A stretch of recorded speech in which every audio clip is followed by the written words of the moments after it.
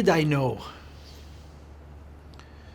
who lives in Crown Heights told me a story about his parents, who I remember. His father, I think, is no longer alive. That his mother told him that when his parents dated, she asked her chassan to be, she asked his father, what is his goal in life? What does he see as his purpose, as his mission in this life?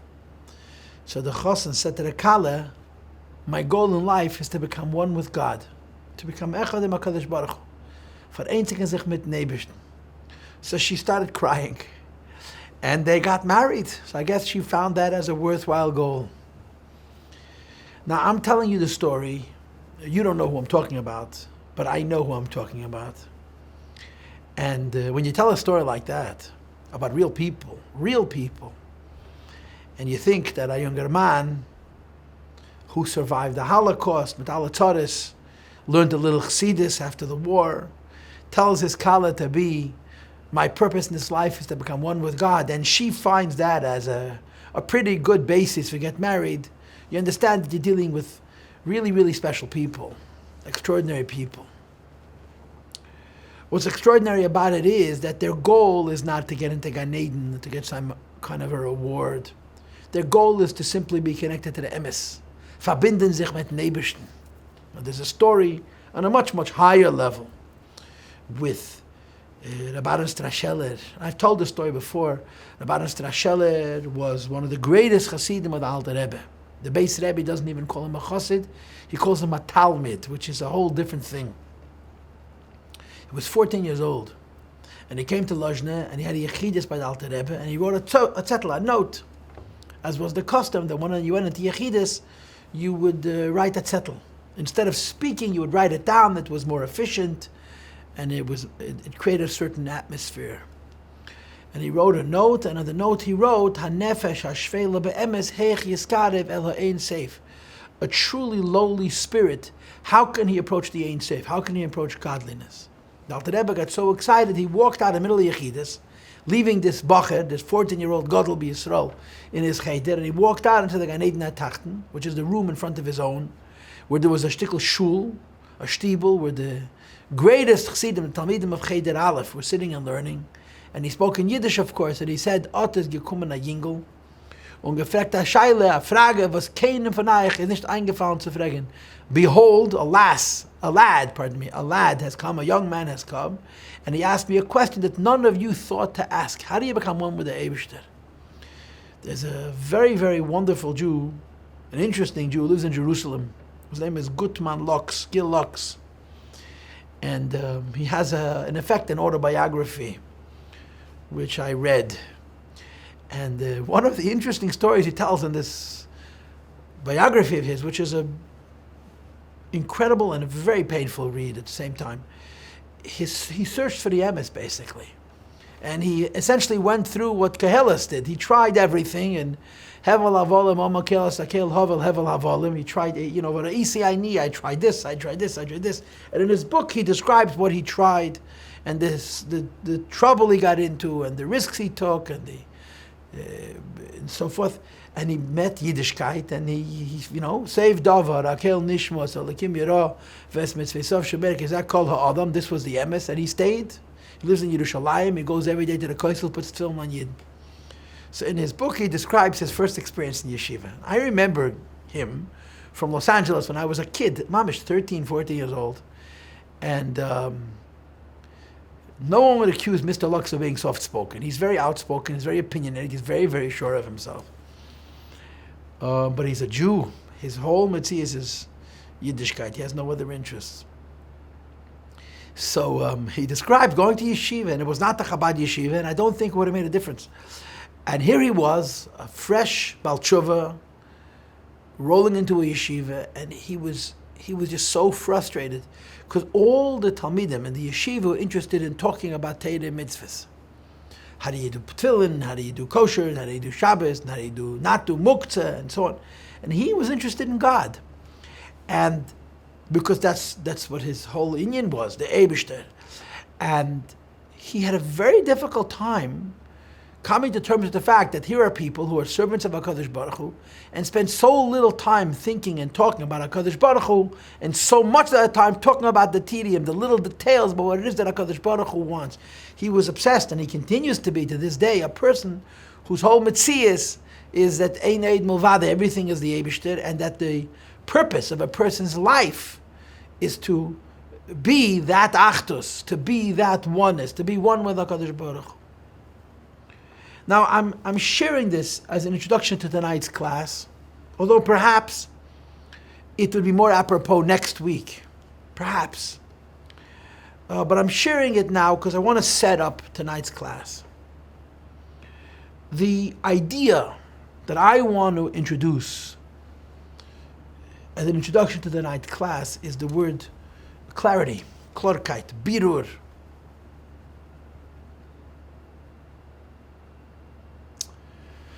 In Tanya, there are a series of chapters where the Alter Rebbe talks about struggle, and that the opposite of struggle is spirituality. In other words, the opposite of struggle is the experience of the neshama. And in these chapters, he describes the struggle on the one hand, and how if one overcomes the struggle and manages to access the neshama gives a certain reality to a person. And he gives 4 examples of the reality that the neshama gives. The first example is the neshama's reality is joy. And he repeats it again. This is chapter 26 and again in chapter 31. The second idea of the reality of the neshama is clarity, end of chapter 29, Perikov Tes, where he says you have such clarity, like as if you're seeing the Eibishter b'muchash mamish. The third reality, which is of course chapter 32, is love, the union between people, because only the Gufa Muchalakis and the Neshamas are one. And the fourth example is Emunah, faith, which he discusses in chapter 33. So in effect, Alter Rebbe is saying to you, the Neshama is joy, clarity, unity or love, and faith.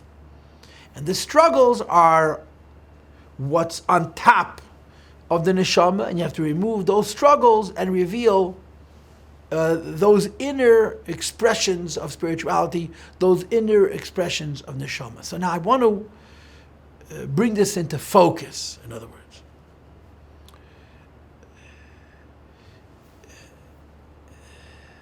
You know, there is the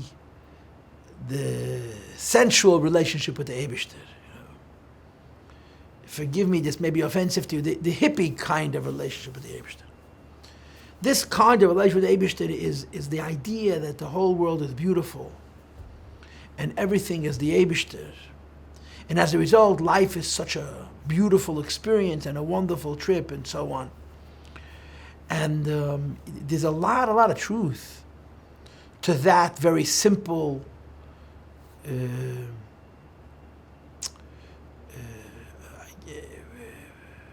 transcendent perception of the Eibishter.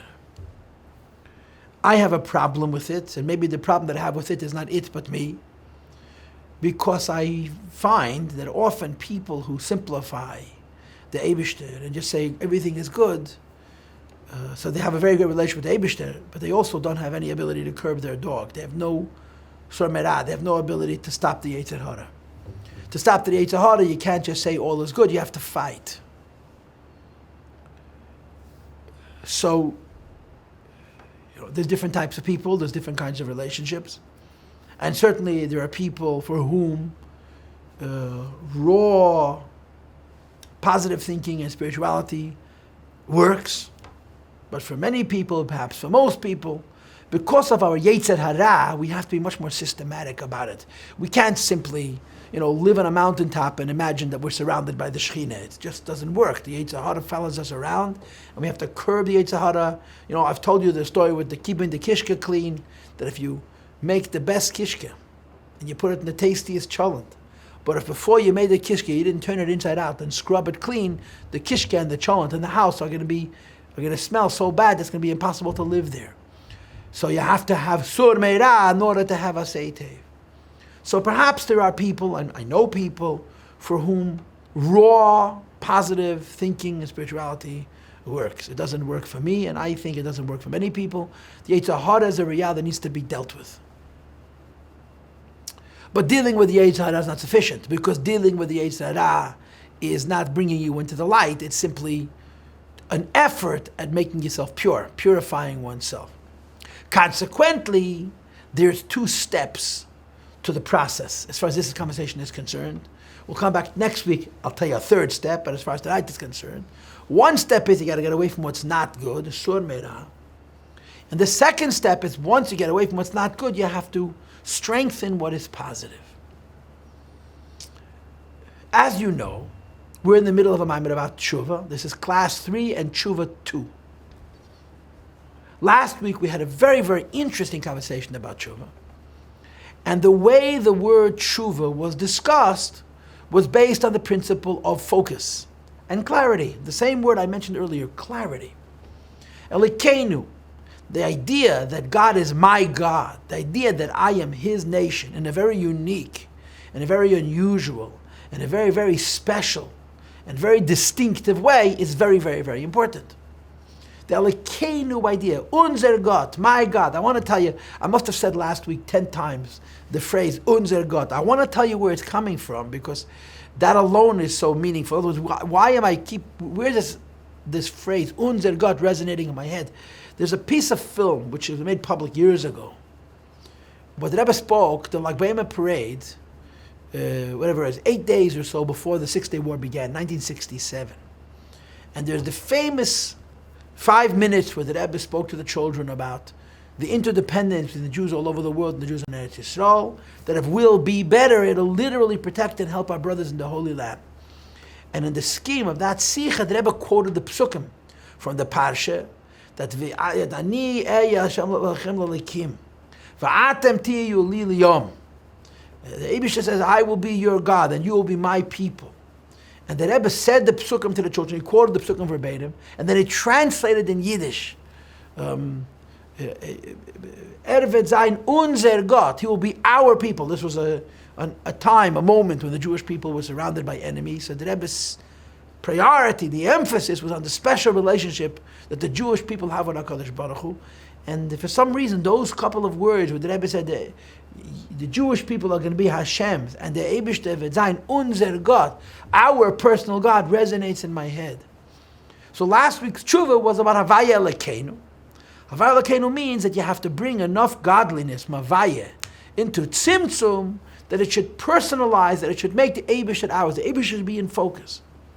And Hashem being in focus means, of course, that when you look at the world around you, you see Oiseiseinu Ra'inu, and Yeshi Tano Idei Adma, you see Atavachatanu Mikol Amim, you see V'yisem Li Segula, you see V'atam Tin Lechas Kleinim, you see that the Jewish people have a special relationship with HaKadosh Baruch. When a person sins, and the sin may be an actual sin, it could also be a sin in ideas, in ruchnisdike terms, that cause the Jew to lose focus on the Eibishter. So as the Jew loses focus on the Eibishter Kvayachol, the Eibishter reciprocally also loses focus on the Jew. And the Elokeinu becomes an Elokim. Even though Tzimtzum is a good thing because it creates a focus. But you don't want the Tzimtzum to hide, you want the Tzimtzum to concentrate. So this idea of focus was the theme of last week's class, that there is a Teshuvah that involves a need for a Jew to refocus on Elokus, so that Elokus should be refocusing on him. But last week's Teshuvah, which was a Teshuvah of regaining focus, was a Teshuvah which is called Sur Merah. Sur Merah means I'm out of focus. And I'm out of focus because I'm busy in other places. I'm out of focus because I've done sin, or sin on a more edel level, bedakus. But there are reasons why I'm out of focus. And the Teshuvah that we talked about last week was to go away from sin, to go away from the pagam, to go away from this lack of focus, and have a focus on HaKadosh Baruch Hu. And by having a focus on HaKadosh Baruch Hu, Kvayachol, Hashem has a focus on us, and you see the Eibishter's Kvayachol favoring Klal Yisrael, Bnei Avraham, Yitzchak v'Yankev, and Bnei Sarah, Rivka, Rachel, v'Leah. That's the first Teshuvah. The first Teshuvah is, I did something wrong. And by doing something wrong, I disturbed a natural condition. The natural condition is Havaya Elokeinu. And the relationship between Hashem and the Jewish people is like it says in Tanya chapter 46, and so forth, 46, 47, 48, 49, that this Kamayim upon him, Cain, Levi, Adam, Allah, the Eibishter favors us. Kamayim Elokei Avram. Avram Avinu was favored because of his tzidkes. We're favored because we're his descendants.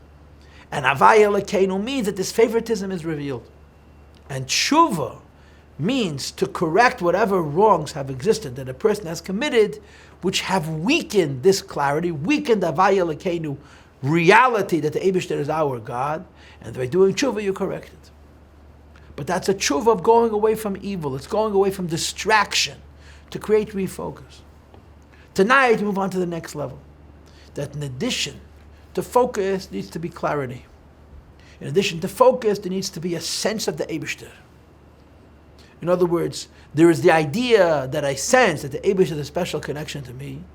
And above that, there is the idea that I feel that I'm aware of the presence of HaKadosh Baruch Hu in an illuminated way. And I'm going to use this word in a pnimius-like way. That my connection to the Eibishter is experienced with a certain enlightenment, with a certain richness, based not only on the fact that my kishke is clean, that I'm paying attention to the Eibishter, but that I brought the Eibishter into my life in a focused way. In other words, last week's class was removing any obstacles, the sur meira component of it. And this week's class is the refocus. Is bringing light into my life in a laser-like, in a focused, in a clear-like way, that I should be filled with the experience of Elokus, with the clarity about the Eibush. And of course, you all understand the point. The world, bepashtus, bechitzonius, is incompatible with Elokus. It's not consistent with Ratzon Elokei. It's not consistent with the revelation of godliness. And a person struggles to create a piece of world where the Eibush is real. And this struggle involves, first of all, to be focused on HaKadosh Baruch Hu, and second of all, to bring of HaKadosh Baruch Hu, to bring of the neshama into a revealed experience or awareness within the person. And this second idea would be called Vasei Tev, Machen Lichting. Now, if you were here last week, if you watched last week's class, and you can of course go back and watch it, the form that helped represent the first Teshuvah is Baruch Ata Havaya Elokeinu. And the key word was the word Elokeinu. Elokeinu means unser God, God in focus. And he explained why you have to have a little bit of Havaya for Elokim to be in focus. In tonight's class, we're going to repeat the same Bracha, Baruch Ata Havaya Elokeinu. The focus, however, is going to be on Havaya Elokeinu, revelation of godliness. And in Mitzvah next week, we're going to again have the Baruch Ata Havaya Elokeinu. But as you'll see then, the focus is going to be on the word Ata, do, you. So let's begin. We're on line 84. Okay? And here we go. Zag der Rebbe v'atshuvah hashenis. Hi atshuvah v'chinas v'aseitev. Teshuvah means to return, and return means what? That things should be the way they're supposed to. Right? If you're putting something someplace, and it was never there before, you wouldn't call it putting it back. You would say you're putting it there. Teshuvah means putting it back. Putting it back means to say you're putting something where it was meant to be in the first place, and it was displaced, and now it's being replaced. So last week's Teshuvah was about focus. Elokeinu. This week's Teshuvah is in addition to focus, there should be clarity and enlightenment. The Eibishter should be revealed to us in a way that we experience it. And this second Teshuvah is B'chinas V'aseitev. It's the focus on doing good. Technically, doing good means doing mitzvahs, Spiritually, doing good means bringing goodness, bringing Oyer Eliki, God light, into focus and into clarity into my world. The Chanin, says the Rabbi on line 85, that Afal Pishu is Sur Meira B'Tachlis. This is an individual, when it comes to not sinning, he's ideal, he's perfect. Like we discussed in last week's class, at the first Teshuvah is the Teshuvah of going away from sin, which takes a person out of focus and bringing a person into the healthy service of HaKadosh Baruch Hu, where things are in focus. And that Teshuvah creates a certain focus based on the removal of obstacles. It says that if, however, a person has this focus, but he's lazy to do the many mitzvahs, Vasei Tev, doing good, legas atzmei, to toil with himself, but tefillah, learning and davening. Now, the mention of the word Torah here is a bit controversial, because as you'll see next week, Torah is the key idea in next week's Teshuvah. But he mentions it here as well. Hainu atzlus. This is a laziness. The person is involved in HaKadosh Baruch Hu. It has a focus on HaKadosh Baruch Hu. But the clarity and the enlightenment of HaKadosh Baruch Hu, which can only come by bringing light into the person's life, is missing. And according to the pasuk says, if there isn't one who does good, there is also not echad. And the way the Alter Rebbe translates the pasuk is ein eise teving amechad. If you don't do enough mitzvahs, there's a deficiency in Gili Elikus. Pirush be'emek hamelech, that's in Kabbalah, that when a person does mitzvahs, tev, yesh gam echad. Godliness is revealed in echad. When you have ein eises, then you have tev, ein gam echad. Shaidein ze gedim is talkus teva elye, that this lack of doing positive commandments takes away the supernal goodness, which is the madreg of Yosei. Why Yosei, which is the level of Yosei. The significance of Yosei in this context is that Yosei is Ein Seif. Malchus, as we know, is the first part of the first Sefira, which is outside of the Ein Seif, and Yosei is the Ein Seif. And if a person is Oise, then you have Tev, Yesh Gamecha. There's a revelation of God. In other words, doing mitzvahs positively creates not just a clarity, because we're not involved in not good things, but a focus and a preoccupation with bringing enlightenment into the world, which is represented by Toiv, by Yesod, by Ein Sof, and this is the idea of the Teshuvah of Asay Tev. Well, Inyan, the Rebbe explains briefly, the Pasuk says, Imru Tzaddik Yitevu, that Tzaddik is Toiv. Now, of course, the Kabbalah, for those who are keeping score at home, was that Tzaddik is Tzedek with a Yud. Tzedek without a Yud is Malchus, like it says in the end of Pasuk Eliyahu. Tzedek with a Yud is Yesod, and Tzedek which is Yesod is the Seif Elam Hasein Seif, that Midas Tzaddik, the level of Tzaddik, who is Kashas, v'is Chabros, is tying together and unifying, Ham Shacham b'chin a Seif of Kalaman, a light which comes from Seif of Kalaman, Lias Nimshach Omeir, that it should be drawn down and to be revealed, b'bechinas Pnimis in an internalized way, b'bechinas Mamalak Kalam, v'nikra Yichud Kuchabrichu U'shchinte. Toiv goes on Yesod.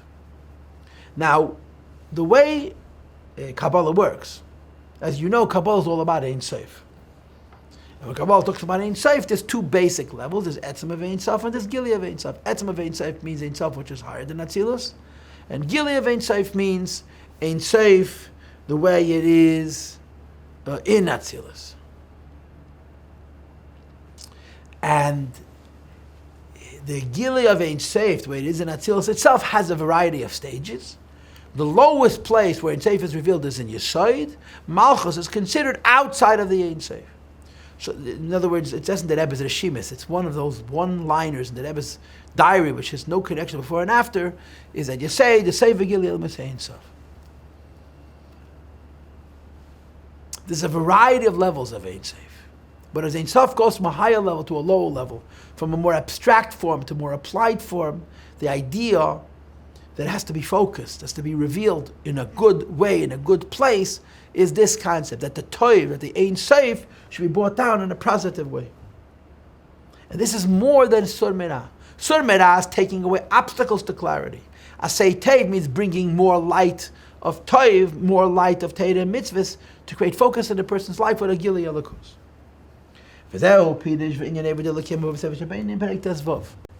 This is the reason and the intent for it's written in Tanya chapter 15 about Eved Elokim, right? We all know this Tanya, it's based on the Gemara. The Gemara says based on the Pasuk.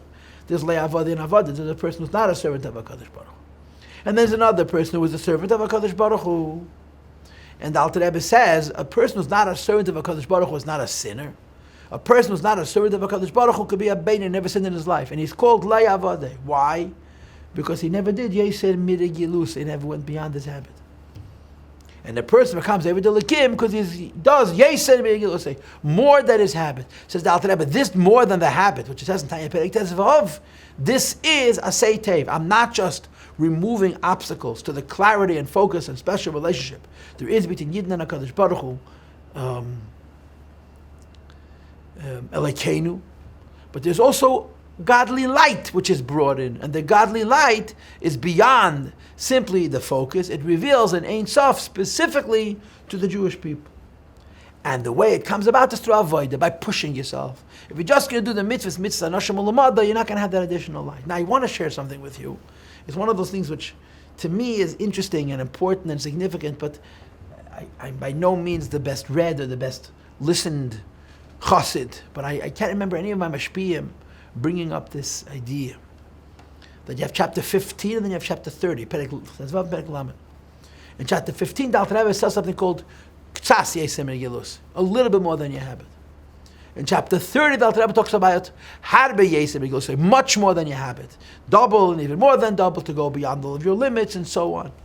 I believe that when Alter Rebbe makes a reference to Perek Tezvav, he means Ubemekolshkein Perek Lamed. The basic point is that the Teshuvah Vasei Tev is not just about having focus, but by bringing the light of the Eibishter into this world. The light of the Eibishter bringing into this world, which creates enlightened focus, depends on us going beyond ourselves, like it says in Perek Tezvav a little bit, in Perek Lamed a lot. Shuloshen Eides Avud, that's the idea of working over leather. And in Avodas Hashem, you're working over yourself. And by working over yourself, in addition to the focus, there's also an enlightenment. And accordingly, when a person works hard, he corrects the blockage. Which is based on Tzimtzum B'Shem Elokim. Al Yedei, how does a person break this Tzimtzum? He toils with doing good. Whatever to fight with his nature. So he's not simply seeing to it that the Eibishter should be a Lekeinu, unser God. He's not seeing to it that there should be a clarity about the special relationship with the Eibishter, but that the light of Hashem should be added to the world in a focused way, and this is accomplished through Vasei Tev. It unifies as Hashem and Elokim, which means in this mind, the sheath and shield should not obstruct. Shiluv Adnai B'Havaya, not Havaya B'Adnai, where Havaya is lost in Adnai, but Adnai B'Havaya, where Adnai is lost in Havaya. Mamtikim HaGevuras B'Chasodim, there's a sweetening of Gevuras, which means Malchus, Tzimtzum. B'Chasodim, which means Zov, which is Gilui, Shezau Ikirin HaYichar, which is the primary idea of unity. Unity between Yidden and the Eibishter in a Kabbalistic context. So, Sor Meira means focus by removing obstacles, and Asei Tev means clarity and focus to bring a light into the world.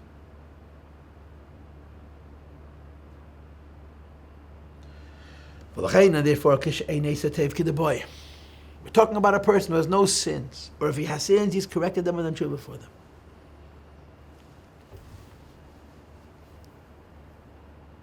So he's a good Jew, but there's no Yagai Tomatos, there's no Eved Elokim, there's no 101st time. Because he's not pushing himself beyond himself, so there's a focus, but there's no light. If you want the additional light, you have to do additional work. A person doesn't do good, even though he's not doing bad. He's supposed to gain him his gabas adinim in the fact that there should be an increase in judgment.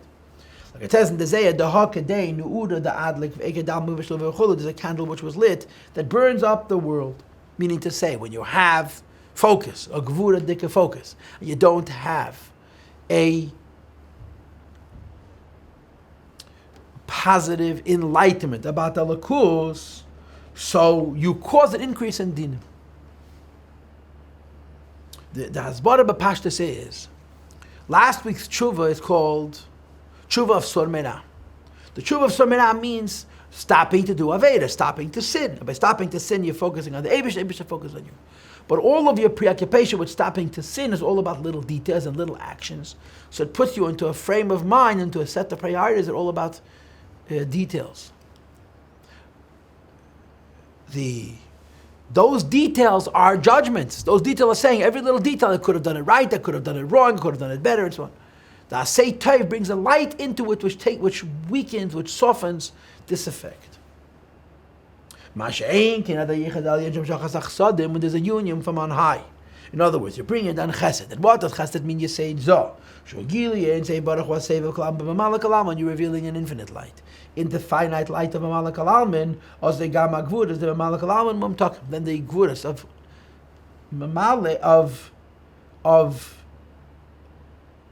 a Lekeinu are sweetened. In Chassidus, there is a discussion about this subject I'm using the English words focus and clarity, but it's entirely arbitrary. The first idea is Elokeinu, and the second idea is to bring in Oir. So the way Chassidus explains this is by talking about life and a person. For example, when a person is weak, they get sick. When a person strengthens themselves, they become strong again. Why is it when a person is weak, they get sick?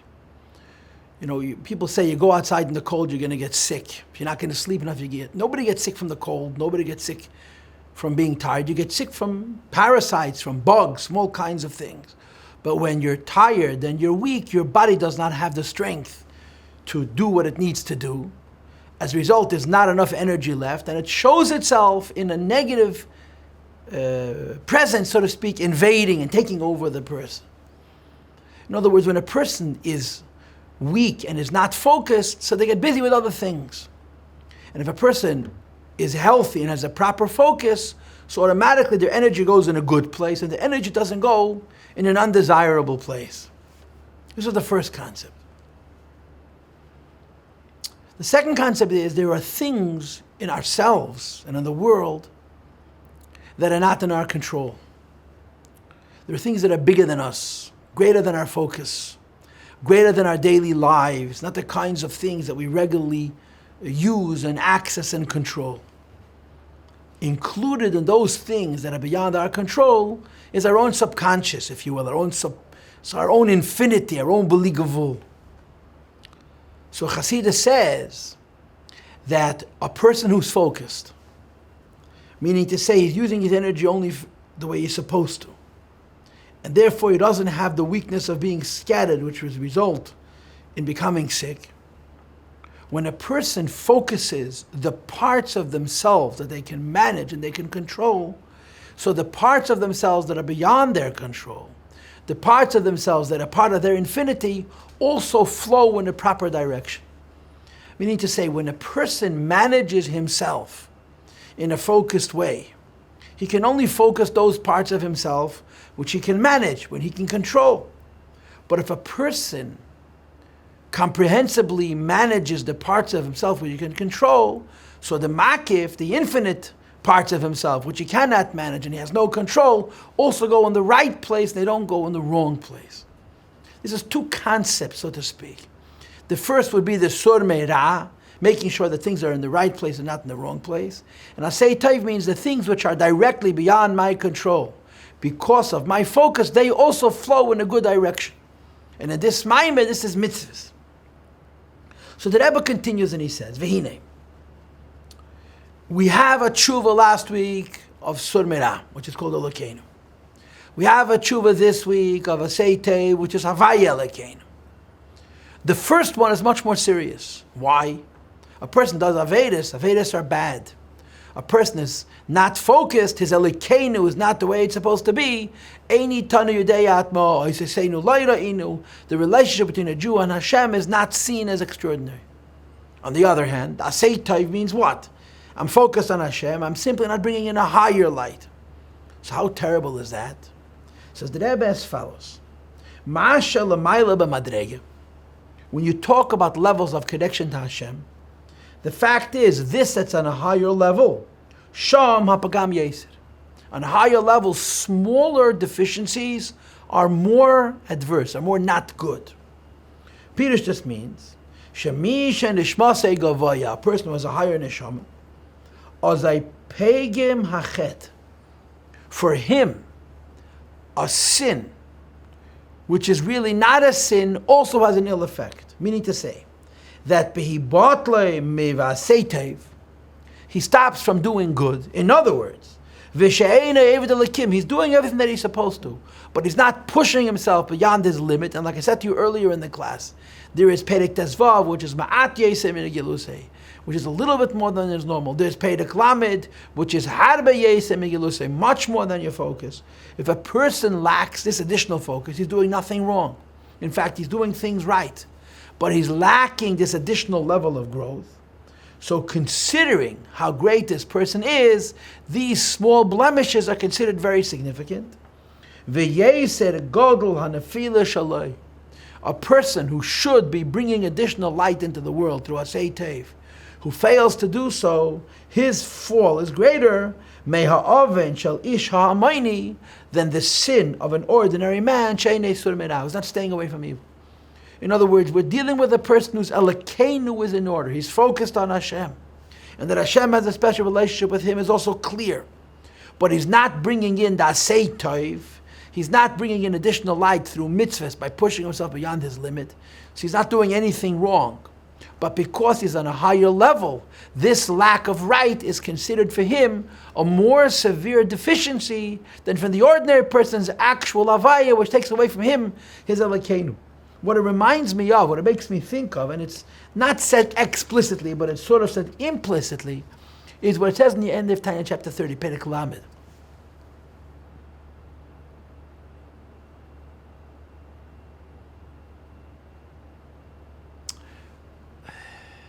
Chapter 30 is about Altodnes Chavercha Achatagilim Kemei Vevei Shval Ruach B'fnei Kol Ha'adam, and so on. The chapter is a very, very interesting challenge, because what the Alter Rebbe is doing in Perek Lamed is he's challenging you to compare yourself to somebody else, but not to compare yourself to somebody better than you, to compare yourself to somebody lower than you. Now, why would you compare yourself to somebody lower than yourself? If you're comparing yourself to somebody lower than yourself, of course you're a winner. So the Alter Rebbe says, listen, some people in this world have huge fights. Other people in this world have lesser fights with the Yetzer Hara. If you're a person with an enormous fight, your Yetzer Hara is incessant, he's intense, he's passionate, he's on fire with desire and temptation and distraction, and you're trying to make it as a Jew. And the other Jews, Yetzer Hara is not bothering him nearly as much, and as a result he has more focus. His Elokeinu, so to speak, his first level is healthy, and so forth. So the Alter Rebbe says to the second one, to the higher Jew, he says, look across the room. You see that person? That person is struggling to be frum, and he's failing. But he's working incredibly hard. And the Alter Rebbe's question that he asks the person is, are you working as hard on your issues as he's working on his? Meaning to say, if a person doesn't have Aveda, he's a Rasha. If a person doesn't do any Aveda, he's a Beinani. It's possible for a Rasha to be working harder than the Beinani. And the Rasha is called the Rasha, and the Beinani is called the Beinani. Why? The second person's life is simply easier. He's on a higher level. So the Rasha is fighting. He's winning 90% of the time, for example. 10% of the time he loses. The Beinani never loses, but the Beinani is working less hard than the Rasha. So the Alter Rebbe says, Mali b'chines sur merah, Mali b'chines asay tev. Alter Rebbe says, that person is called a Rasha because he did something wrong. You're not called a Rasha because you didn't do anything wrong. But Mali sur merah, Mali asay tev, you should also be called a Rasha because you're not doing something right. Because considering the level you're on, you should be working harder than the other person is working. Now, not to sin is not hard for you. So there needs to be such an increase in asay tov that is equal to and more than the struggle of the person lower than yourself who's in a level of sur merah. This is what the Alter Rebbe is saying. That when you look to a person lower than yourself and you see how hard they're working and failing, you have to ask yourself, am I working harder than they're working? Or harder than they would need to work? Even though their work is in the area of sur merah, in the first madrega of Teshuvah. And my work is in asay tev in the second madrega of Teshuvah, because Mali b'chinas sur merah, Mali b'chinas asay tev. If the Eibishter made it easier for you to have a relationship with the Eibishter, at the end of the page, the Alter Rebbe says that Misha, who wants to be close to Kirvas Elokim Yachbas, he wants to be close to the Eibishter, and he understands what a relationship with the Eibishter means. He understands that the bigger person's tiny flaws and faults are greater than the simpler person's greater faults. And this is what the Alter Rebbe is saying. The Teshuvah of asay tev means that after a person has focus, has to bring light. And if a person fails to bring light, even though they're focused, that lack of light for this bigger person is considered a greater sin than the person whose sin is that he has no focus on the lower level. Line 102, Dehine. Ksiv the Pasuk says, Ki Adam Eitz Hasad. A person is like the field, the tree of the field. O Pirush B'Zeir Chelik Gimel, it says in Zeya, Shebechinas Sheidish Nishmas HaAdam, the source of a Yiddish neshama is Bechinas Eitz. It's the tree, the Hu Sada Ashaberech Yavayev Gamer, of the field which the Eibishter blesses. There's a tree, and on the tree there's fruit. The fruit represents Yiddish neshamas, and every single Jewish soul is a fruit from this tree. So he says, Dehine, Pine, Al Derech Mashal, for example, Eitz Sepri. We know the trees produce fruit, and Sheyesh Be'Peiras Shalamata Samuch La'aretz. There are certain fruit which sit closer to the ground than the tree. V'yesh Be'Peiras Shalamayla Gaveya Mi'al Gaveya. There are other fruit which are further from the ground. V'hine Ha'Peiras Shalamayla. Those fruit which are on the higher level, Im Sheim Al Yainim Yaser, are superior. Let's say, for the sake of argument, if they're closer to the top of the tree, so then they have more sunlight. I don't know if that's true at all, but let's just say for the sake of argument. The fruit higher up on the tree are higher. But when they fall, because the wind came and tore them from the tree, they fall below. And because they were higher on the tree, they therefore fall at a greater distance from the trunk, from the base of the tree, more from those fruits which are closer to the ground, that they also fall to the ground. They don't fall so far away from the tree as the trees who fell from a higher place. In the expression of the Gemara, when you fall from a tall mountain, you fall into a deeper pit. So the Alter Rebbe says, there is the Surmer Ayid and the Asay Tov Yid. Tonight's class about Asay Tov Yid. Asay Tov Yid are not worried about being connected to Hashem. Asay Tov Yid are focusing are busy with revealing more of the Eibishter. The way I described it to you before.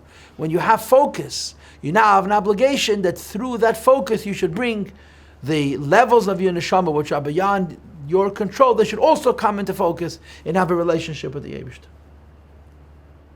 The language of the Gemara, based on how high one was before, that's how low he fell later. Says the Rebbe on line 109, the same is true of fruits of the tree, Eitz HaChayim, the tree of life. Shehein and Neshama, which are Jewish souls. Now the idea of Neshama is Eitz HaChayim is a story.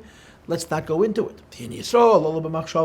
The Jewish people are parts of Hashem's thought. And of course, it says in Chassidishe Parsha, we're from the highest levels of the Eibishter's thought. Those neshamas whose souls, as they're born in this world, are connected more to that original thought, so hanafilo, when they fall, they fall lower. And another example for this, of course, is we know this concept of the something that's higher falls lower from the shviras hakelim, from the breaking vessels of Elam Mateu. Something which has a higher source than Elam Mateu. It falls below in tikkun.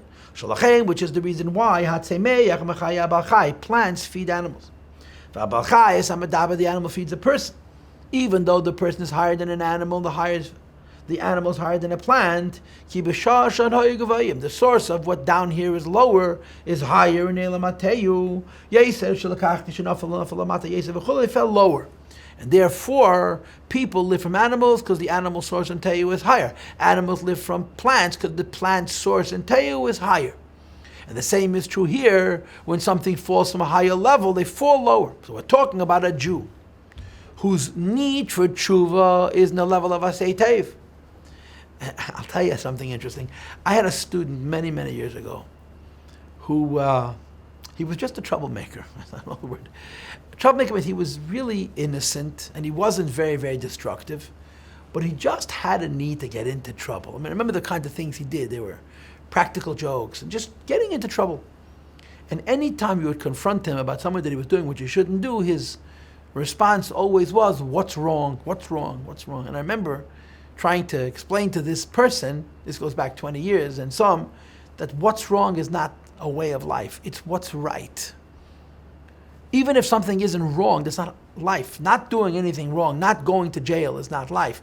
You have to do something positive. That's what this is about.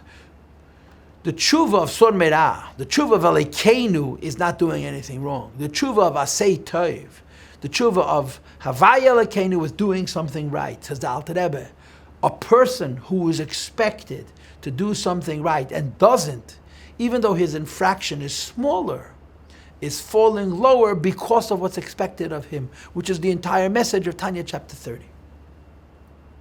V'lachein, line 113, accordingly, hapagam shala neshama al yenu, the blemish of a higher neshama, mishahu talmud chacham, one who's a student of Torah. And again, I want to underscore, this is already the second time that the Rebbe mentions Torah.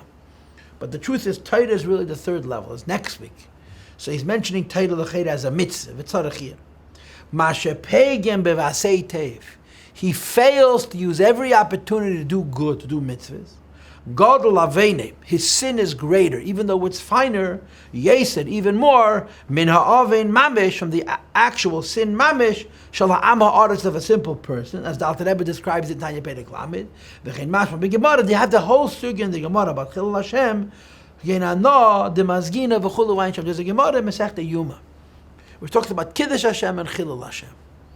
And the Gemara says that Chilul Hashem has a certain measure of subjectivity. For example, a sin is a Chilul Hashem. For a Talmud Chacham, to buy something in a store and not to pay for it right away, and people think you're not going to pay for it, is already a Chilul Hashem. This expression, another Mazgin, Rabbi Yechanan said about himself, if he goes 4 amas without that film and tzitzis, it's a Chilul Hashem. The greater a person is, the higher the expectation. And even though the deficiency may be small, but considering the greatness of the person, it's considered a far greater deficiency. There is therefore a second teshuvah, which means a return, a correction, where the issue of this teshuvah is not I'm trying to refocus. I'm focused. In other words, the Elokeinu, Baruch atah Hashem Elokeinu, the Elokeinu, that God is my God, unser Gott, is in order. But the Havaya Elokeinu, that I should bring down more godliness, save of Kalalman, through Asei Teva into this world, is deficient. And this person, whose, so to speak, his sin is not a sin of commission, of doing something bad, but it's a sin of omission because he's a higher person. His teshuvah needs to be gedei yesed. It's a smaller deficiency and it requires a greater teshuvah. Because since you're on a higher level, like I said, Tanya Perek Lamed, if you're on a higher level, call me that Hashem, I can't remember the words precisely in Tanya, Yeg, and he wants to be close to the Eibishter.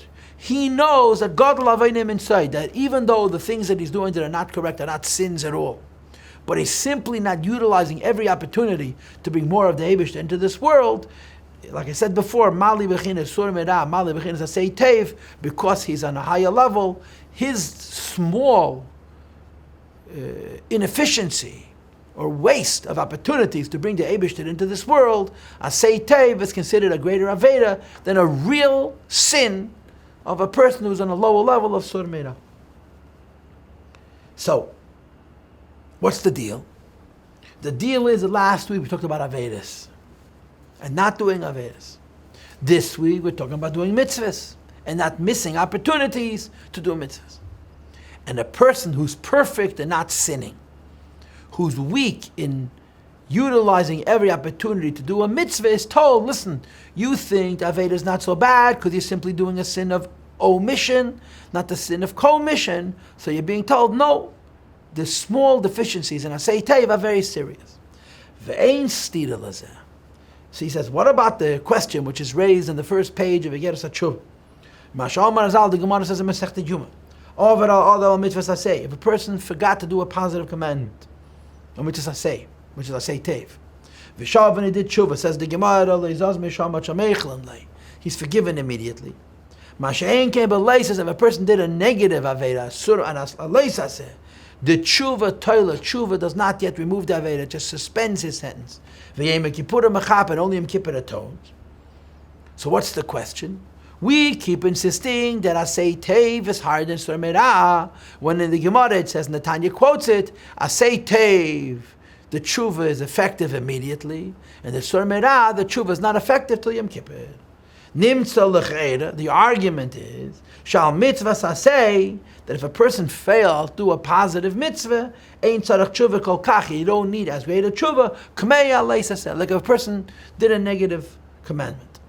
What's the teretz? So the Rebbe answers, the kvan is bayezeh b'yigeres tshuva. The Alter Rebbe says, I already answered this question in Tanya. And by the way, you could see clearly from the language of this Maamar, I've mentioned it before, it's Alter Rebbe's a Maamar, it's in the Likutei Torah, but the Tzemach Tzedek wrote it because it's not characteristic of the Alter Rebbe to quote the Tanya, as far as I know. If a person fails to do a mitzvah saseh and does teshuvah, he's forgiven immediately. He shouldn't be punished for not doing the mitzvah. The opportunity is missed. Says the Alter Rebbe, this is a direct quote from the Tanya, a person should not learn any leniencies about doing positive commandments. What that means is this.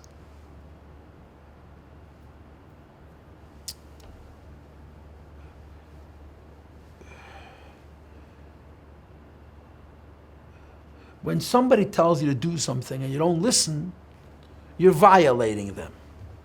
It's not nice, right? When the Eibishter tells you to do something and you didn't listen to the Eibishter, it's not nice, it's bad. So, not listening to Hashem when Hashem tells you to do something is not good. But there's two levels of not listening to Him. One level of not listening to Him is, He told you to do something and you didn't do it. The second level of listening to Him, He told you not to do something and you went ahead and did it. So if the Eibishter tells you to do something and you fail to do it, versus Hashem tells you not to do something and you went ahead and did it. In other words, one is shevi al tasa, you didn't do an act. And the other is kum v'aseh, you did a bad act. The second is worse than the first. In terms of what you were told to do and what not to do, doing something we're told not to do is worse than not doing what you were supposed to do. But think about it the other way. We did something wrong. You can correct it. If you didn't do something right, so it's not so bad, right? So you can correct it. You shouldn't be punished for it. But in the expression of the Gemara, command of it and the good that you should have done is gone. You missed it. So the Alter Rebbe says it may be true that it's easier to correct the missed opportunity to do a mitzvah saseh in terms of violating the instructions of HaKadosh Baruch Hu. But in terms of the opportunity that's missed, to get back a mitzvah that you should have done yesterday that you didn't do, it's far more difficult than to correct a mitzvah saseh. And that's what we're speaking to. Last week's teshuvah was to be focused, not out of focus. Sur merah, staying away from sin. This week's teshuvah is asay tev, to bring in additional light. An opportunity to bring in light that was missed is very difficult to retrieve, and it's a higher kind of a teshuvah. I'm on line 120. For one to do teshuvah, that she is smale gam ha'er shechaser, to bring back the light which was lost, bebittel mitzvah saseh, and failing to do the positive mitzvah. Al zeh tzarech lasas teshuvah tzuma, the teshuvah has to be very, very extreme. Mimamakim kasicha v'chol, from the greatest depths of one's neshama, so that you can retrieve the oir neder. I want you to know that in the sugya of teshuvah, yeah, in Samachei, I think in Teshuvah Yisrael, the third Maamar in Samachei, you have it in a lot of places in Chassidus. They talk about Anoichi, hu,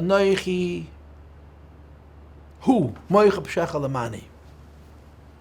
And for the Kabbalists keeping score at home, the first Anoichi is Chitonius HaKesed, the second Anoichi is Pnimius HaKesed, and the hu is even higher than that. Okay. And there's discussions about teshuvah. Teshuvah means I did something wrong. Logic says did something wrong, it's done, it's irreparable. You broke a dish, the dish is broken, finished. So Chassidus says that Kesed, which is higher than Ishtalshalus, is a makif. Because it's a makif, it can heal, it can correct. So there's different levels of infraction, of failure to do what you're supposed to, and accordingly different levels of Kesed needed to correct it. The first Anoichi, which is Chitzonius HaKesed, is called Mesamei Eini HaChitzonim, to blind Klipa, that Klipa shouldn't be able to take any more from Kiddush. The second Anochi, which is a higher level, is not only blinding Klippa that Klippa should not be able to get, but it takes back from Klippa what Klippa already took from Kiddush. The third level, is not stopping the flow of life to Klippa. It's not taking back the energy that Klippa got. It's bringing back the light which was missed. It was never brought down.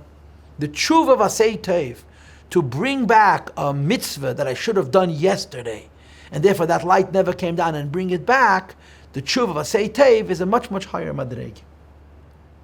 Teshuvah Zu, and when we're talking about this second Teshuvah, it's Inyan Habakosha B'Tfilah, the same words as last week. It's the request in prayer. Baruch Atah Hashem Elokeinu. But last week the focus was only the word Elokeinu. This week the word focus on the words Hashem Elokeinu.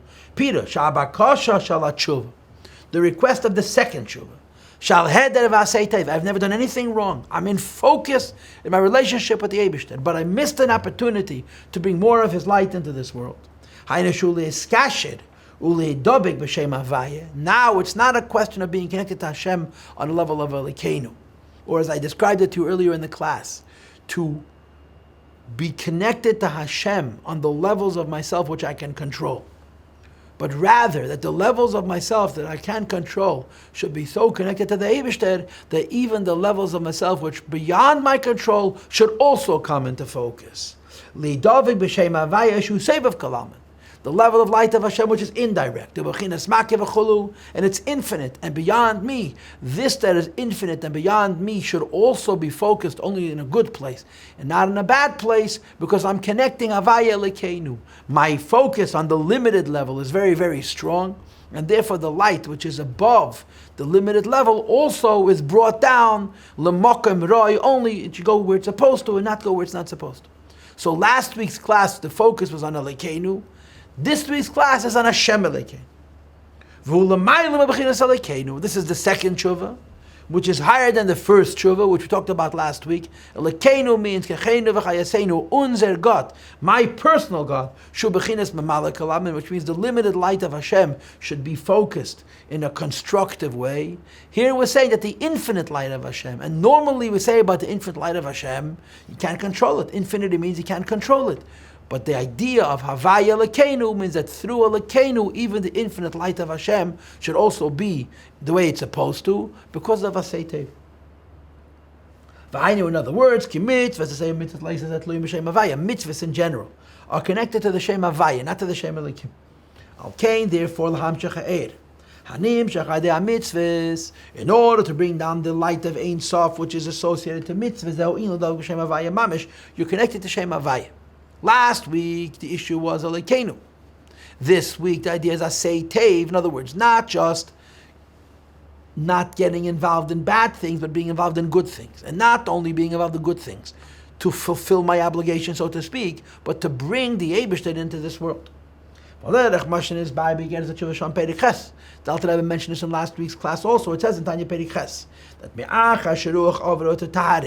person does Teshuvah, and then he begs the Eibishter for mercy, and the Eibishter cleanses him. Ozai, after all of that, tuchal nafshei loshav ad Havaya Baruch Hu mamish, your neshama can return to Shem Havaya Baruch Hu.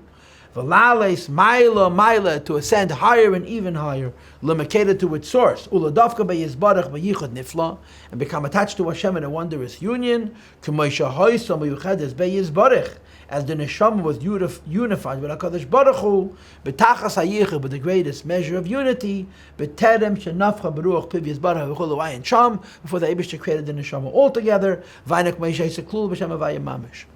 So the first tshuva is sur meira, to get out of a lack of focus, and the second tshuva is asei tev, to invest all of me into bringing as much of godliness into me on a level of asei tev, on a higher level. 132 v'hini inyan tshuva zu b'vasei tev. This tshuva asei tev is she'esa ha-mitzvah, and see here I'm showing you. Torah is going to be next week. This second tshuva is by doing mitzvahs, and you do mitzvahs b'simcha v'tuv levoy, with joy and gladness of heart. V'loy mitzvah nashul mother, not by rote. You do mitzvah, you do it with simcha. you don't only keep yourself focused, you bring more of Hashem into this world. Kitzit, Pirush Mavdil Megat Through Perik Dal Perik Resh Chacham Shadno Perik Vav Al B'Shmaim Kadrus Yankiv Chevel V'Naki. Not all this I recall being in the Perik, but the part of it which we learned tonight is Vatshuvah Beis, is Basei Tev, Bechinus Tev, which is Mechaber, Seiv Kalaman and Mamala Kalaman, Eved Elikim, which means Yossi Min Yilosei, Eitz HaSodeh, Tshuva Zu Likol B'Shem Vayim Mamish, Vasiyas HaMitzvah B'Simcha V'Chulei. I want to finish the class with a point. And this is the Rei Tanya chapter 31, Perek Lamed Aleph, where the Alter Rebbe talks about struggle. I mentioned to you in the beginning of the class, and to the whole bunch of Prakim, the Alter Rebbe deals with struggle. Struggle often has to do with negativity, Avedis. So in the middle of chapter 31, you reach a point where the Alter Rebbe describes a person who struggled and overcame his struggle. And when a person had a struggle and overcomes his struggle and wins, there comes a question.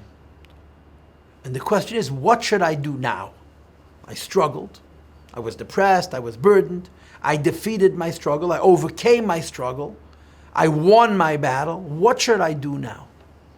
So the Alter Rebbe says, in effect, now that you won your struggle, you have to move forward. And in moving forward, you have two possibilities, two priorities, two ways you could look at your life. And it's the classic example of the cup being half full or half empty. And in the words of the Alter Rebbe, you could look at your life as Itzavin Haguf, at how depressing it is, that you live in this world, and that you have Yetzer Hara and so on. Or you could look at your life as Simchas HaNefesh, the joy of your neshama. Both would be true, both would be legitimate. A person could look at his life and say, Oy, Vei is me, and I have a neshama, I'm stuck in Elam Hazeh, a guf, a Yetzer Hara, all kinds of distractions and burdens. Or I have so many opportunities to serve HaKadosh Baruch. So the Alter Rebbe says, when you finish with your struggle with the Yetzer Hara, what now? What now is you can either focus on what's wrong with your life going forward, or you can focus on what's positive in your life going forward. And the Alter Rebbe says, my suggestion is that you should focus on what's good in your life going forward and be positive. The Lashon of the Alter Rebbe is take a nafshe be'einov l'smeach b'simchasa yesme b'guf hanivzeh. Cherish, value your neshama so much that you should celebrate it more than the body which is disgusting. And he says, every minute you're in Golus, but every minute you can go out of Golus. So you can focus on the being in Golus, and you can focus on going out of Golus. How do you go out of Golus? Through Torah and mitzvahs. And the Alter Rebbe introduces us to a fascinating concept. And I'll say it in these words. Everybody knows you have to do mitzvahs. And of course, there's all kinds of mitzvahs. Mitzvahs that come on occasion, mitzvahs that we have constantly, but we have certain obligations. And many people do mitzvahs, meet their obligations, and that's it. But then the Alter Rebbe says there's another concept, which is called Kol Yom B'Teshuvah. Your whole life is a continuum of doing teshuvah. In other words, Teshuvah Ma'asim Tevim. This is the quote of the Alter Rebbe. Teshuvah Ma'asim Tevim, which he interprets to mean doing mitzvahs as an act of teshuvah. Now, how are doing mitzvahs an act of teshuvah? Teshuvah is for sin, and you do teshuvah to correct sin. What does it mean, Teshuvah Ma'asim Tevim, doing good deeds is teshuvah? So the Alter Rebbe says one kind of teshuvah is going away from sin.